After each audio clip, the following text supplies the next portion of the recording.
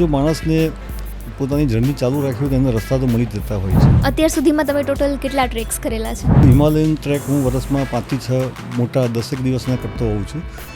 કુલ મળીને 365 દિવસમાંથી 150 દિવસ આસપાસ હું જંગલમાં કે પ્રકૃતિમાં રહેતો હોઉં છું. લોકોને ટ્રેકિંગ કરાવતી દરમિયાન તમે તો ચલો મેન્ટલી પ્રિપેર છો કે કોઈ પણ પરિસ્થિતિ આવશે તમે એનો સામનો કરી લેશો, પરંતુ જ્યારે તમે બીજા કોઈ લોકોને લઈ જાઓ છો અને ત્યારે એવી કોઈ પરિસ્થિતિ આવે તો એ વખતે તમે બધું મેનેજમેન્ટ કઈ રીતે કરો છો?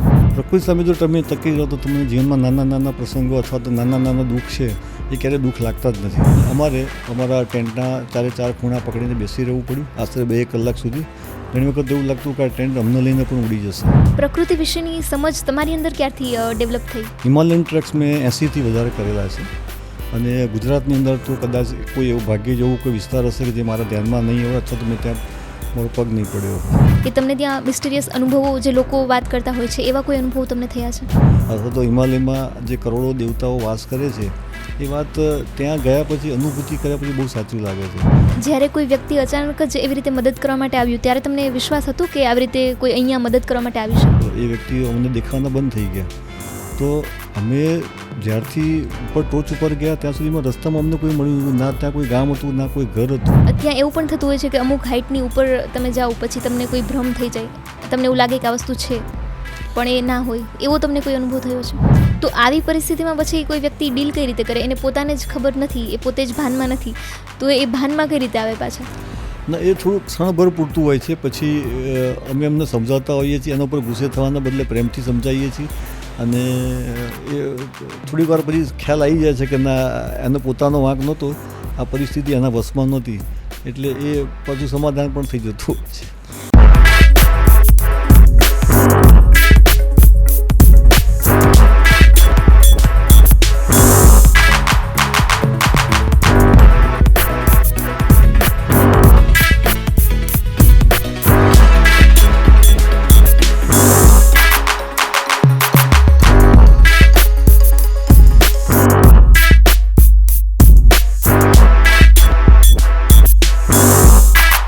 વિશાળે જગ વિસ્તારે નથી એક જ માનવી, પશુ છે, પંખી છે, સાથે ફૂલોની છે વનસ્પતિ.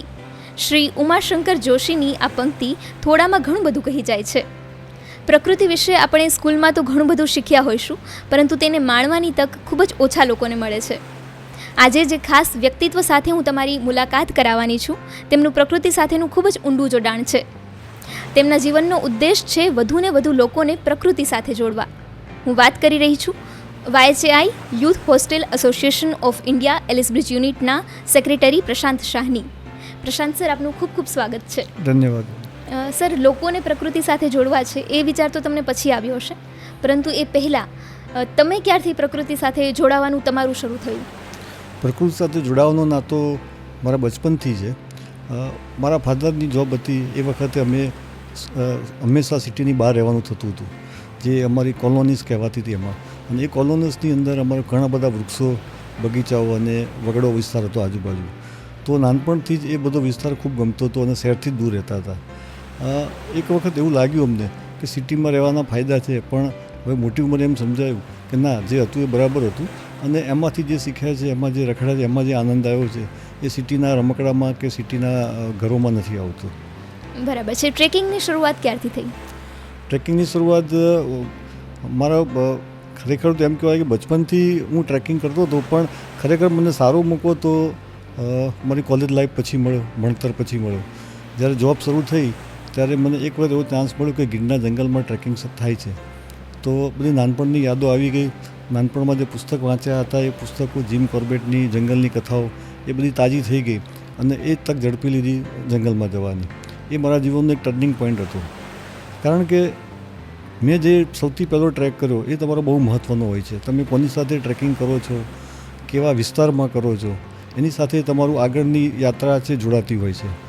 તો મારી યાત્રામાં ગીરના જંગલમાં, કે જે ગુજરાતનું સૌથી એક અતિ ભવ્ય અને ખૂબ ડેન્સિટીવાળું, ખૂબ પ્રાણી પક્ષીઓની સૃષ્ટિથી ભરપૂર જંગલ છે, કે જે ખરેખર જંગલ વિસ્તારનો તમને એક અહેસાસ કરાવે છે, તે વિસ્તારમાં થયું. અને મારા ગુરુ પણ હતા શ્રી લવકુમાર ખાચર સાહેબ. ગુજરાતની અંદર એ વખતથી પ્રકૃતિ શિબિરની શરૂઆત થયેલી હતી અને શરૂઆતની પ્રકૃતિ શિબિરમાં જે શિક્ષકો હતા, જે વિચાર હતો અને જે સગવડો મળતી હતી કે ભરપૂર એકદમ નેચરવાળા જ ભરપૂર વન વિસ્તારમાં વચ્ચે રહેવાની સગવડ હતી અને ફોરેસ્ટ ડિપાર્ટમેન્ટ પણ એમાં સહમત હતું અને એ પણ વન્ય પ્રાણીઓની ચિંતા કર્યા વગર અમને એ વિસ્તારમાં જવાની પરમિશન આપતા હતા. તો એક સુંદર મજાના જંગલમાં એકલા અટુલા રહેવાની જે મજા હતી એનાથી આખી જર્નીની યાત્રાની શરૂઆત થઈ અને એણે મારા મન ઉપર ખૂબ અસર કરી. તો એના પછી ટ્રેકિંગમાં આગળ વધવું છે કે હજુ નવા બીજા અલગ અલગ ટ્રેક્સ કરવા છે, એ વિચાર કેવી રીતે આવ્યો? જી બિલકુલ. પહેલી શિબિર બહુ સક્સેસફુલ કર્યા પછી ઘણા બધા દિવસો સુધી એની અસર માનસપટ ઉપર રહી. શહેરમાં આવીને કામ નહોતું કરવું, એ બધા એ દિવસો યાદ આવતા, એ જંગલ યાદ આવતું હતું, એ વાતાવરણ, એ શ્વાસ લીધા હતા જે જંગલમાં દોડતા દોડતા ચાલતા કૂદતા, એ બધું ખૂબ યાદ આવતું હતું. એટલે એ પછી ફરીથી મન શોધવા માંડ્યું કે હવે ફરીથી ક્યાં જઈશું. એ પછી તરત જ મને હિમાલયમાં જવાનો મોકો મળ્યો. જો માણસને પોતાની જર્ની ચાલુ રાખી હોય તો એને રસ્તા તો મળી જતા હોય છે. એમ થોડુંક ધ્યાન રાખતા રાખતા મને ખ્યાલ આવ્યો કે એક ભારતમાં બહુ સરસ સંસ્થા ચાલે છે કે જે આ જ કામ કરે છે અને વર્ષોથી 100 વર્ષ જૂની સંસ્થા છે. તો પછી મેં એમાં પણ મોકો ઝડપી લીધો અને મારો બીજો પ્રવાસ હતો હિમાલયનો. તો કુદરતના બંને સરસ જગ્યાએ મને જવાનો મોકો મળ્યો, ગીરનું જંગલ અને તરત જ હિમાલય, જેના હિસાબે મારી જર્નીની જે આનંદ હતો એ ખૂબ બેવડાઈ ગયો.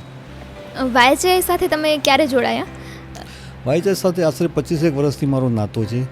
હિમાલયના શરૂઆતના જે ટ્રેક મેં કર્યા ત્યારે પૂરા ભારતભરમાં youth hostel association of India સિવાય કોઈ ટ્રેક કરાવતું હતું જ નહીં અને ખૂબ જ પ્રાકૃતિક રીતે ટ્રેકની શરૂઆત એ લોકો ટ્રેકની આયોજન કરતા હોય છે. એક દૂરથી જોયેલા પર્વત ઉપર તમે જ્યાં ચડવું અશક્ય લાગે કે જ્યાં નજર ના પહોંચી શકે એવા વિસ્તારમાં તમે જઈ અને રાત્રિ રોકાતા હોવ, એ વિસ્તારમાં ચાલતા હોવ, એ એક વિચાર જ બહુ આનંદદાયક હતો અને એ પ્રવૃત્તિ જ્યારે કરવા મળી ત્યારે આનંદ અનેક ગણો બેવડાઈ ગયો. એટલે 30 વર્ષથી હું યુથ હોસ્ટેલ સાથે સતત જોડાયેલો છું. ઓકે, પહેલાં કેટલા ટ્રેક કર્યા હતા? વાયચાઈમાં તમારે લોકોને ટ્રેક કરાવવા છે એ પહેલાં? વાયચાઈમાં મેં જ્યારે ટ્રેકની શરૂઆતની કરી એ લગભગ 3 વર્ષ સુધી મેં સતત ટ્રેક હું કરતો રહ્યો. દર ઉનાળે 15 દિવસનું વેકેશન કરીને હું ત્યાં જતો. એ સિવાય પછી યુથ હોસ્ટેલમાં મને અનુભવ થવાથી વોલેન્ટિયરશીપ કરવા મળી, જે સંસ્થાનો એક ભાગરૂપ છે કે 3 કરતાં વધારે નેશનલ ટ્રેક કર્યા હોય એમને એ તક અપાય છે. તો એ વખતે મારે 25 દિવસ સુધી હિમાલયની ઉપરની ટોપ પર રહેવાનો મને ચાન્સ મળ્યો, જેમાં તમારે આવનાર શિબિરાર્થીઓ હોય એમની સાથે તમારે રહી અને એમને સગવડો પૂરી પાડવાની હોય છે, એમને માનસિક રીતે તૈયાર કરવાના હોય છે, એમના આગલા દિવસે જર્ની કરવા માટેની સગવડો કરી આપવાની હોય છે, જેમાં વોલેન્ટિયરશીપનો એક બહુ મોટો ભાગ ભજવેલ હતો. અને એ બધી વસ્તુ એ મારા મન ઉપર ઊંડી અસર કરી. લોકોને આવતા જતાં થાકતા હોય અને બીજા દિવસે ફેરસ થઈ અને ફરી તૈયાર કરીને મોકલવામાં એક ચેલેન્જરૂપ કામ પણ હતું અને એમને પ્રકૃતિની આજુબાજુની વનસ્પતિઓ, પક્ષીઓ વિશે માહિતીગાર કરવા અને એમનો પ્રવાસ આનંદસભર બને, પ્રકૃતિને સાચી રીતે માણતા થાય એવો પ્રયત્ન મેં કર્યો અને એમાં મને ઘણી બધી સફળતા મળી. અત્યાર સુધીમાં તમે ટોટલ કેટલા ટ્રેક્સ કરેલા છે? ટ્રેકની વાત કરું તો ગણવાનું ઘણા વર્ષોથી છોડી દીધું છે, પરંતુ હિમાલયન ટ્રેક હું વર્ષમાં 5 થી 6 મોટા 10 દિવસના કરતો હોઉં છું.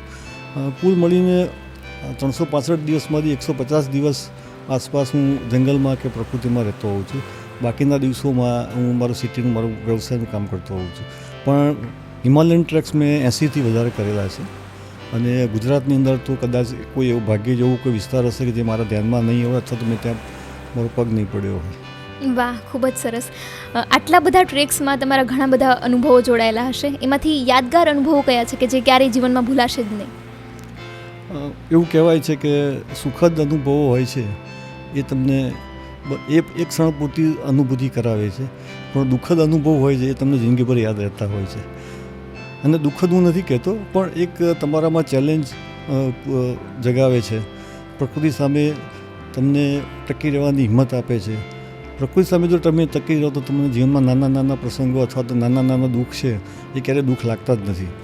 તો એવા ઘણા બધા અનુભવ થયા છે, જેની અંદર જંગલી પક્ષીઓ, જંગલી પ્રાણીઓ સાથેના એન્કાઉન્ટર્સ પણ છે અને એ સિવાય પર્વતની ટોચ ઉપર ગયા પછી આવતા સ્ટ્રોમિંગ્સ અથવા તો ખૂબ મોટા મોટા તોફાનો અને એની અંદર રાતભર રહેવું, ખૂબ બરફમાં રહેવું, ખૂબ પાણીમાં રહેવું, એવા ઘણી બધી યાદો જોડાયેલી છે.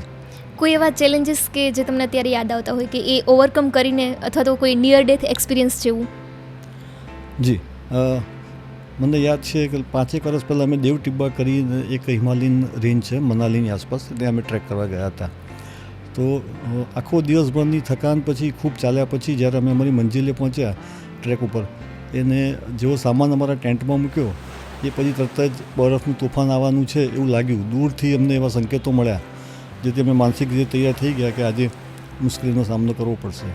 પણ અમારા ધાર્યા કરતાં ખૂબ મોટું તોફાન હતું. એક સમય એવો આવ્યો કે અમારા આજુબાજુના ટેન્ટ બધા ઉડી ગયા. જે નાના નાના ટેન્ટ હતા પ્રાઇવેટ કંપનીઓના, એ બધા એ લોકો ખૂબ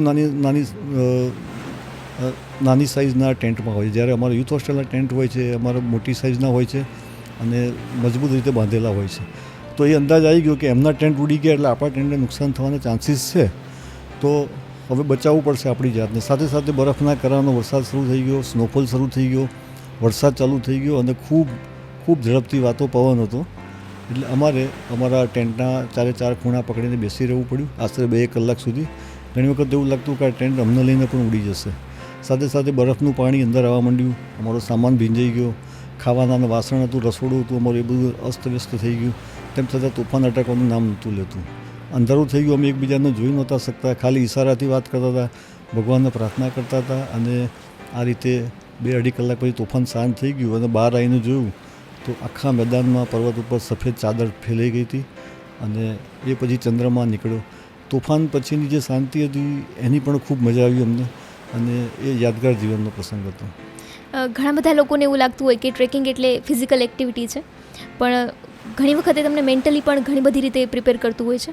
તો તમારા એવા અનુભવો કે તમે પ્રકૃતિ પાસેથી ઘણું બધું શીખ્યા હોય? હા, બિલકુલ. તમે માનસિક રીતે સ્વસ્થ હોવ તો તમે પ્રકૃતિનો આનંદ સારી રીતે માણી શકો છો. પરંતુ એવું મેં ઘણા બધા પ્રસંગો જોયા છે કે જેમાં નાના બાળકો હોય, એ કેમ્પમાં આવ્યા હોય, પહેલા દિવસે બહુ ગભરાતા હોય, અંધારાથી ગભરાતા હોય, પર્વત ચડવાથી ગભરાતા હોય. હું તો ત્યાં સુધી કહીશ કે ઘણા બધા મોટી ઉંમરના વ્યક્તિઓને ચાલવાની ખબર નથી પડતી, કારણ કે એમણે એવી ટેરેનમાં અથવા તો માઉન્ટેનમાં ચાલ્યા જ નથી હોતા, ઉબડ-ખાબડ રસ્તાઓ હોય. તો અમારે એમને એ પણ શીખવાડવું પડે છે કે તમે કઈ રીતે પગ મૂકશો. અને એ રીતે કર્યા પછી એમને એક એવું લાગે છે કે એમણે ઘણું મોટું કામ કર્યું છે, અથવા તો જે વસ્તુ નહોતો કરી શકતા અથવા તો એમને જે બહુ ચેલેન્જરૂપ લાગતી હતી એ વસ્તુએ કરી છે. તો એનાથી એમના માનસિક પરિસ્થિતિમાં એમને ખૂબ જ અનુકૂળતા એટલે સારું લાગે છે. જે ફીલ ગુડનું ફેક્ટર એક હોય એ તરત દેખાઈ આવે છે અને એ લોકો કબૂલે છે પણ અમે નાના કામમાં હવે પહેલાં કરતાં વધારે સારા થયા છે. ઓકે, કોઈ પણ વ્યક્તિ જ્યારે ટ્રેકિંગ કરવા આવે છે ત્યારે એને મેન્ટલી કઈ બાબતમાં પ્રિપેર રહેવું જોઈએ કે આવું તો થશે તો મારે પ્રિપેર રહેવાનું છે? યુથ હોસ્ટેલમાં અમારે એક સૂત્ર છે, ચાલશે, ફાવશે, ભાવશે અને ગમશે. એટલે કે કોઈપણ પરિસ્થિતિની અમે ચલાવી લઈશું, ખાવાનું જેવું તેવું મળશે. જેવું તેવું હોતું નથી પણ જેવું મળશે, જેવી અનુકૂળતા હશે. ઘણી વખત પર્વત ઉપર જઈને આવતા ધાર્યા કરતાં વધારે સમય થઈ જતો હોય છે, લાંબા ટાઈમ સમય સુધી ભૂખ્યા પણ રહેવું પડતું હોય છે, પાણીની પણ અગવડતા હોય છે. પણ એ બધી વસ્તુમાંથી ઓવરકમ થઈને આવે પછી એ લોકો માનસિક સજ્જ થઈ ગયા હોય છે. અમે હંમેશા જંગલમાં જઈએ ત્યારે બાળકોને પાસે રાત્રિ ટ્રેક કરાવડાવીએ છીએ કે જેની અંદર એ લોકોને એક મિસઇન્ટરપ્રિટેશન હોય છે કે અંધારું એટલે ખતરનાક, અંધારું એટલે બીક લાગે, અંધારામાં ઘણું બધું ખરાબ થાય. એ વસ્તુ અમે એમના મગજમાંથી કાઢવા માગીએ છીએ. અંધારું માણવા લાયક છે, ચાંદની રાત માણવા લાયક છે, રાતનું આકાશ છે જોવા લાયક હોય છે. બહાર નીકળીને ખુલ્લા આકાશ નીચે બેસીને આકાશને માણવાની મજા. તો એ બધી રીતે અમે એમને તૈયાર કરીએ છીએ જેથી અંધારા વિશેની બીક, અંધારા વિશેનો ભ્રમ એમનો જતો રહે છે. ઓકે, તમે જ્યારે શરૂઆત કરી ત્યારે તમને કોઈ પ્રકારનો ડર હતો અને પછી ઓવરકમ થયો હોય ટ્રેકિંગ દરમિયાન? બિલકુલ, ડર તો હંમેશા માણસ માત્રનો હોય છે, પણ ધીમે પ્રકૃતિની સાથે રહેવાથી એક અહેસાસ એવો થતો જાય છે કે આ પ્રકૃતિ આપણી માં છે અને હંમેશા આપણું જતન કરે છે. તો નાનું મોટું ધ્યાન રાખીએ તો એમાં કોઈ નુકસાન થતું જ નથી અને એનો સતત આનંદ આવતો હોય છે. પ્રકૃતિ વિશેની સમજ તમારી અંદર ક્યારથી ડેવલપ થઈ? પ્રકૃતિ વિશેની સમજ મેં કહ્યું એમ નાનપણમાં અમે જે વિસ્તારમાં રહેતા હતા ત્યાં આજુબાજુમાં ખૂબ વનસ્પતિ હતી, વન વેગળો ખેતરો હતા. એ વસ્તુ એ વખતે ખબર નહોતી પડતી પણ કેમ જાણે મનને બહુ ગમતી હતી. એમ થતું કે અહીંયા રમવા જઈએ, અહીંયા ફરવા જઈએ, ખેતરમાં રખડીએ, નવી વસ્તુ જાણવા મળી. પ્રકૃતિમાં હંમેશા ફેરફાર થતા રહે છે. આજે તમે જે જોવો છો એ વિસ્તાર એના એકના એક જેવો કાલે નથી હોતો. એટલે એ બધા ફેરફારોને અનુભવવાની મજા આવતી હતી, જોવાની મજા આવતી હતી. જેમ સમજ કેળવાતી ગઈ એમ એ સાથે પ્રેમ વધતો ગયો અને આનંદ પણ વધતો ગયો એનો. પ્રકૃતિથી તમને અત્યારે દેખીતી રીતે કોઈ ફાયદા થયા હોય અથવા તો તમે અનુભવો શેર કરી શકો કે પ્રકૃતિના કારણે મને આટલી વસ્તુ મળી છે? પ્રકૃતિમાં જવાના કારણે, પહાડોમાં જવાને કારણે, નદીઓ સાથે નદીઓમાં નાહવા, રણમાં ફરવા, એ બધા સાથે રહેવાથી મેં કહું એમ એટલો મોટો ફેરફાર માનસિક રીતે આવે છે કે પહેલાં તમારામાંથી બીક નામની વસ્તુ ઉડી જાય છે કે કોઈપણ પરિસ્થિતિ હોય એને કેવી રીતે સહન કરવી, તો એના માટે એક ધીરજ આવી જાય છે. અને ધીરજ એ સૌથી મોટો ગુણ છે મનુષ્ય જીવનમાં. તો પેશન્સ શીખવાડે છે હંમેશા ટ્રેકિંગમાં. એ સાથે સાથે નાની નાની અગવડતાઓ હોય એ સહન કરવાથી આપણામાં કોઈ મોટો ફેરફાર આવી જતો નથી, પરંતુ આપણું વિલ પાવર સ્ટ્રોંગ થતો હોય છે. તો એનો પણ અહેસાસ ટ્રેકિંગમાં થાય છે. લોકોને ટ્રેકિંગ કરાવતી દરમિયાન તમે તો ચલો મેન્ટલી પ્રિપેર છો કે કોઈ પણ પરિસ્થિતિ આવશે તમે એનો સામનો કરી લેશો, પરંતુ જ્યારે તમે બીજા કોઈ લોકોને લઈ જાઓ છો અને ત્યારે એવી કોઈ પરિસ્થિતિ આવે તો એ વખતે તમે બધું મેનેજમેન્ટ કઈ રીતે કરો છો? દરેક વખતે ધીરજ, મેં કહ્યું એમ, સૌથી મોટો ગુણ છે. કોઈ પણ પરિસ્થિતિ આવે તો પહેલાં મગજને શાંત કરી દેવું પડે છે. પરિસ્થિતિ ઉપર વિચાર કરવો પડે છે. સાથે આવેલા લોકોની સેફટી હંમેશા અગત્યની હોય છે. ખાસ કરીને વન વિસ્તારમાં અમે જતા હોઈએ ત્યારે અમે ટીમ મેમ્બર્સમાં 3 ભાગ પાડી દઈએ છીએ. આખી ટીમને 3 ભાગમાં વહેંચી અને દરેક વ્યક્તિ ઉપર અમે નજર રહે એવી કોશિશ કરીએ છીએ. અને બહુ મોટા જોખમ લેવાની જરૂર નથી હોતી, નાના મોટા જોખમ હંમેશા લેવાય છે. દાખલા તરીકે બાળકોને ઝાડની સાથે એવું એ ટાઈપનું ઝાડ હોય તો અમે અમને ઝાડ ઉપર ચડાવીએ છીએ, ઝાડને પ્રેમ કરતાં શીખવાડીએ છીએ. ફૂલોને સૂંઘવાનું કહીએ છીએ, ઝાડને બાથ ભરવાનું કહીએ છીએ. પાણીમાં જોખમ ના હોય એવી જગ્યામાં પાણીમાં એમને ચોક્કસ નવડાવીએ છીએ. એટલે નાના નાના જોખમો લેવાથી કંઈ પ્રોબ્લેમ નથી થતો, ઉપરથી એની સાથે પ્રેમ વધે છે પ્રકૃતિ સાથે. પણ હા, ચોક્કસ અમે હંમેશા અવેર હોઈએ છીએ કે અમે જંગલ વિસ્તારમાં છીએ, કંઈ પણ થઈ શકે છે. એટલે સાથે સાથે અમારા પાસે ઇક્વિપમેન્ટ પણ હોય છે અને દરેક ઉપર વ્યક્તિગત ધ્યાન હોય છે અમારું. ઓકે, YHI કઈ રીતે કામ કરે છે એના વિશે થોડું જણાવો. હા, ચોક્કસ બેન. YHI એ ખૂબ સુંદર, એમ કહેવાય કે માણસોના જીવનને, ઘણા બધા વ્યક્તિઓના જીવનને બદલી નાખે એવી સંસ્થા છે. આખું સંસ્થા 100 વર્ષથી વોલેન્ટિયરશીપથી ચાલે છે કે જેનો આશય પૈસા કમાવાનો બિલકુલ નથી. શરૂઆત થયેલી જર્મનીમાં, અને એની શરૂઆત પાછળ પણ એક નાનકડી કથા છે. એક જર્મન શિક્ષક સ્કૂલના બાળકોને લઈ અને પ્રકૃતિમાં ફરવા નીકળ્યા. ખૂબ વરસાદ પડ્યો અને એ લોકો રહેવા માટે કોઈ જગ્યા આપી નહીં, અને એ રાત્રે એમને એક પશુની ગમાણમાં રહેવાનો વારો આવ્યો. બાળકો થાકીને સૂઈ ગયા હતા, પણ શિક્ષકને ઊંઘ ના આવી કે આ બાળકોને જો એમના દેશને જાણશે નહીં તો એ કેવી રીતે ચાલશે. હું આ દેશ પર્યટન માટે નીકળ્યો છું, બાળકોને પ્રકૃતિમાં લઈને નીકળ્યો છું, એને આવી નાની પણ સગવડ ના મળી શકે ખાવા પીવા રહેવાની, તો બાળકો બહાર આવશે નહીં. અને એ રાત્રે એમણે વિચાર કરીને એમણે પોતાની સ્કૂલ હતી એ સ્કૂલને એક હોસ્ટેલ તરીકે ડિક્લેર કરી કે મારી આજુબાજુના કોઈ પણ વ્યક્તિ છે, બાળકોને લઈ અથવા તો યુવાનો અહીંયા આવશે ફરવા, તો મારી સ્કૂલ છે એમના માટે રહેવાની જગ્યા હશે. એટલે એક રહેવા માટેની સગવડ મળી રહે તો ઘણા બધા વ્યક્તિઓ બહાર આવે અને ઓછા પૈસામાં અથવા તો નહીં જેવી કિંમતમાં. એ રીતે યુથ હોસ્ટેલના વિચારની શરૂઆત થઈ અને આજે વિચાર આવડો મોટો થઈ અને દુનિયાના 56 દેશોની અંદર યુથ હોસ્ટેલની પોતાની બિલ્ડિંગો છે અને બધી જ નોન પ્રોફિટ મેકિંગ ઓર્ગેનાઇઝેશન, એટલે એ રીતે ચાલે છે. બાળકો, યુવાનો પોતાના દેશને જાણે, વધારે ફળે અને અનુભવથી ઘડાય અને સાહસિક બને, એ આ સંસ્થાનો હેતુ છે.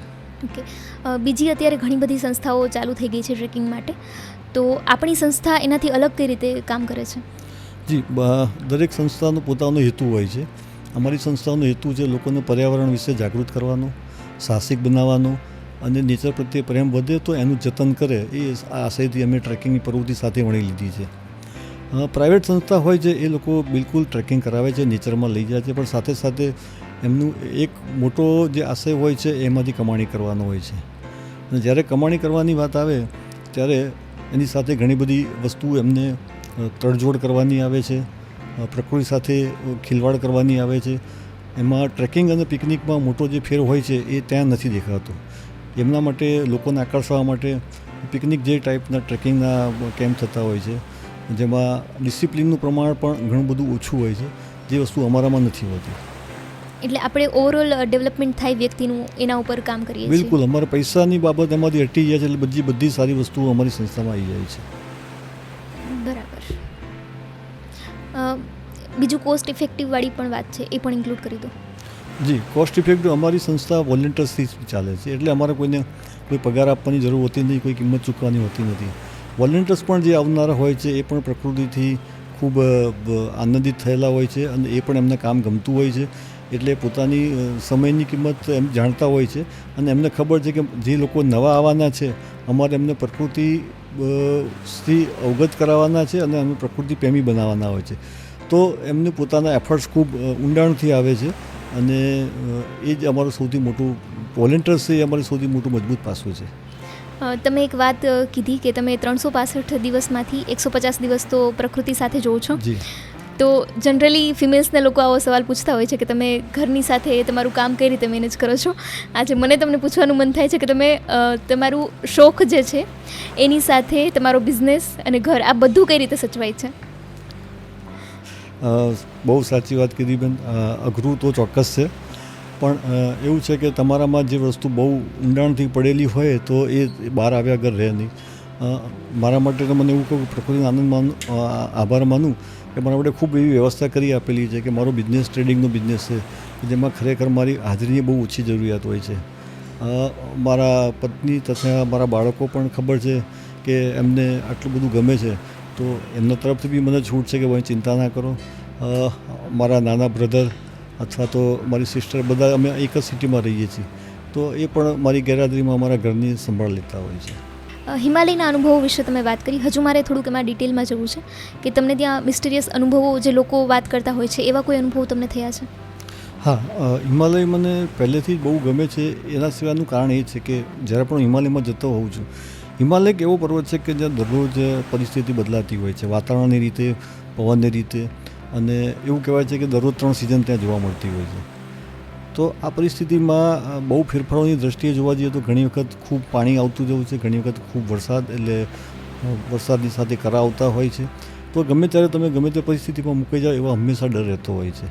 પણ મને એવું હંમેશા લાગે છે કે મારી સાથે કોઈક દેવી તત્વ છે, અથવા તો હિમાલયમાં જે કરોડો દેવતાઓ વાસ કરે છે એ વાત ત્યાં ગયા પછી અનુભૂતિ કર્યા પછી બહુ સાચું લાગે છે.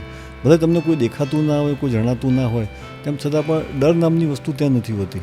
હા, પ્રકૃતિના નાના મોટા ફેરફાર થતા હોય છે, પણ એ હંમેશા દુઃખદાયક નથી, આમાં આનંદ પણ આવતો હોય છે. એક બીજો મારા અનુભવની વાત કરું તો 1995ની વાત છે. હું ને મારો એક મિત્ર મનાલીના આજુબાજુના ડુંગરમાં અમે કોઈને કીધા વગર નીકળી ગયા અને ગ્લેશિયર્સની અંદર જઈ અને એક ઝરણું હતું ત્યાં અમે ઊભા રહ્યા અને એકદમ જ ઝરણાની અંદર ઉપરથી ફ્લો વધી ગયો અને અમે જે ઊભા હતા એ જ જગ્યા ઉપર પાણી વધારે આવવા માંડ્યું. તો અમારો મિત્ર છે એ લપસી અને અંદર પાણીમાં પડી ગયો. વ્યક્તિ મને સમજાવ્યું નહીં કે હું શું કરું, અને હું જોયા કરું કે દેખાતું નથી મને, ખાલી હાથ એણે પાણીની બહાર આવતા હતા, પણ એકદમ જ ત્યાં કોઈક એક વૃદ્ધ વ્યક્તિ આવ્યો અને એમણે એના હાથ પકડી અને બહાર કાઢ્યો. હું હજી વિચારતો હતો કે આ કોણ છે, અને હું મારા મિત્રની સાર સંભાળ લઉં ત્યાં સુધીમાં તો એ વ્યક્તિ અમને દેખાવાના બંધ થઈ ગયા.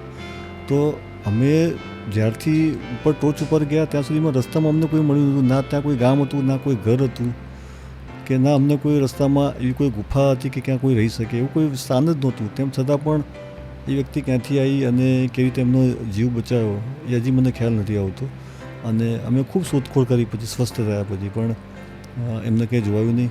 આવા ઘણા બધા મારા બીજા મિત્રોના પણ અનુભવ છે કે ઘણીના સમયે કોઈક આવે છે અને તમને હેલ્પ કરે છે. જો તમે સાચા મનથી જતા હોવ અને તમને હિમાલયનો પ્રેમ હોય તો ચોક્કસ આધ્યાત્મિક અનુભવ તો ઘણા બધા થાય છે. તમે ધ્યાનમાં બેસો તો તરત જ તમને ધ્યાન ત્યાં લાગી જાય છે, જે સિટીમાં પોસિબલ નથી હોતું. તો એક દેવી તત્વવાળો પ્રદેશ છે એની મને ચોક્કસ હંમેશા ખ્યાલ રહે છે.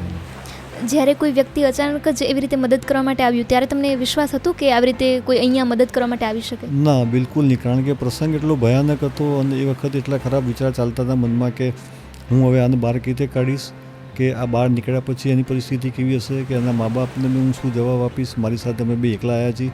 એટલે એ વિચારોના ભ્રમમાં હું હજી વિચાર કરું અને એને સ્વસ્થ બનાવું, એને ભાનમાં બરાબર આવે ત્યાં સુધીમાં તો એ વ્યક્તિ અમારી પાસે વાત કરવા પણ રોકાયા નથી અને તરત જ નીકળી ગયા છે. કઈ બાજુથી આવ્યા ને કઈ બાજુ ગયા એ પણ ખ્યાલ નથી. એટલે આવું પોસિબલ કે આજે ભણેલા ગણેલા માણસ તરીકે હું વિચારું તો આવનારા માણસના પગલાં પણ અમે જોવાનો પ્રયત્ન કર્યો કે ક્યાંક પગલાં તો હશે, ક્યાંક ગયા હશે તો આપણે એમનો આભાર માનીએ. પણ એ પણ અમને ક્યાંય ના જોવાયું. એટલે બહુ ના માનવામાં આવે એવો પ્રસંગ છે, પણ આ હકીકત છે. બીજા કોઈ એવા અનુભવો? બીજા, હું હંમેશા જ્યારે કેમ્પમાં જતો હોઉં છું ત્યારે મારી સાથે 30 થી 40 નાના નાના છોકરાઓ હોય છે. એ નાના છોકરાઓને હિમાલયનું કોઈ ખ્યાલ નથી હોતો કે આવી વિષમ પરિસ્થિતિમાં એ લોકો ક્યારેય મુકાયેલા નથી હોતા. જ્યારે અમારા નીચેથી અમારે ટોપ ઉપર જવાનું હોય ત્યારે ટોપનો જે પ્રદેશ છે ને એ હંમેશા અમારા માટે મુશ્કેલીનો સમય હોય છે. કારણ કે રાત પડે, સાંજ પડે, સૂર્યનું આથમી જાય પછી ઠંડીનું સામ્રાજ્ય શરૂ થાય અને રાત્રે સુધીમાં તો માઇનસમાં ઠંડી જતી હોય છે. તો બાળકોને એ વાતની ખબર નથી હોતી કે આટલી બધી ઠંડી સહન કરવાની હોય.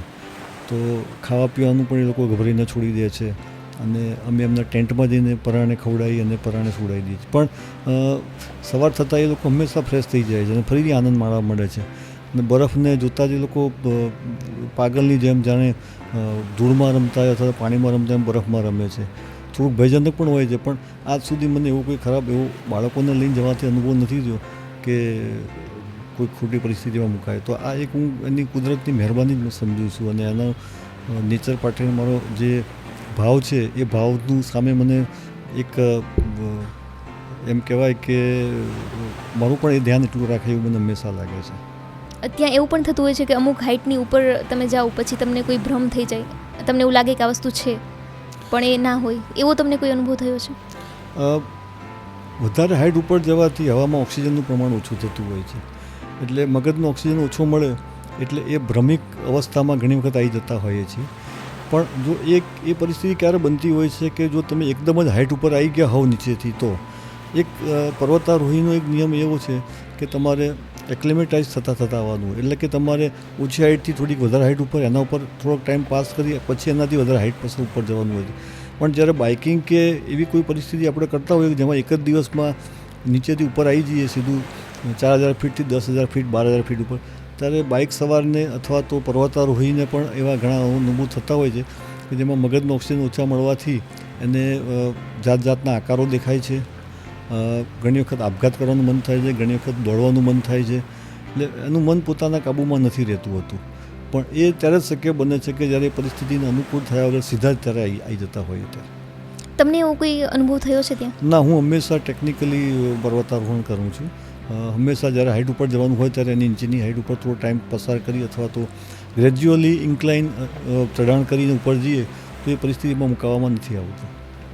વધારે હાઇટ પર જ્યારે કોઈ વ્યક્તિ જાય અને ત્યારે એનો સ્વભાવ ચીડચીડિયાપણું આવી જાય એના સ્વભાવમાં, આવો કોઈ અનુભવ તમને થયો છે કે તમે તમારા મિત્રો સાથે હોય અને ના, મને અનુભવ આવો નથી થયો. પણ મારા ગ્રુપમાં જે લોકો આવેલા હોય એમાં ઘણી વખત ટોપ ઉપર પહોંચ્યા પછી આખો બરફનો થર હોય તો બધા જ કપડાં કાઢી અને બરફમાં આળોટવા માંડે, બરફમાં દોડવા માંડે.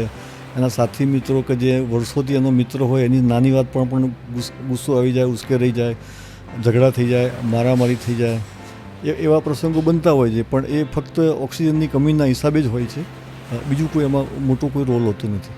તો આવી પરિસ્થિતિમાં પછી કોઈ વ્યક્તિ ડીલ કઈ રીતે કરે? એને પોતાને જ ખબર નથી, એ પોતે જ ભાનમાં નથી, તો એ ભાનમાં કઈ રીતે આવે પાછા? ના, એ થોડુંક ક્ષણભર પૂરતું હોય છે. પછી અમે એમને સમજાવતા હોઈએ છીએ, એના ઉપર ગુસ્સે થવાના બદલે પ્રેમથી સમજાવીએ છીએ અને એ થોડીક વાર પછી ખ્યાલ આવી જાય છે કે ના, એનો પોતાનો વાંક નહોતો, આ પરિસ્થિતિ એના વશમાં નહોતી, એટલે એ પાછું સમાધાન પણ થઈ જતું હોય છે.